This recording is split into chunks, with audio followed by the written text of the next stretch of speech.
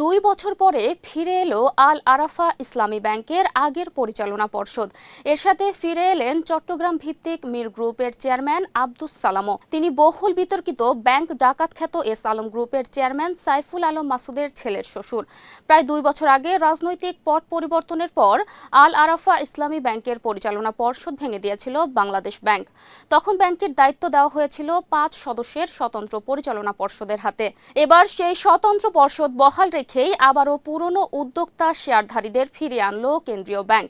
বুধবার বাংলাদেশ ব্যাংক এ সংক্রান্ত একটি চিঠি আল আরাফা ইসলামী ব্যাংকের ব্যবস্থাপনা পরিচালকের কাছে পাঠিয়েছে।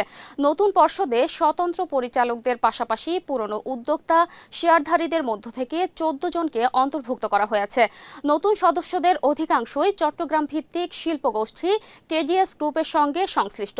ফলে ব্যাংকের পরিচালনায় আবারও পুরনো প্রভাবশালী গোষ্ঠীর প্রত্যাবর্তন ঘটেছে বলে মনে করছেন সংশ্লিষ্টরা।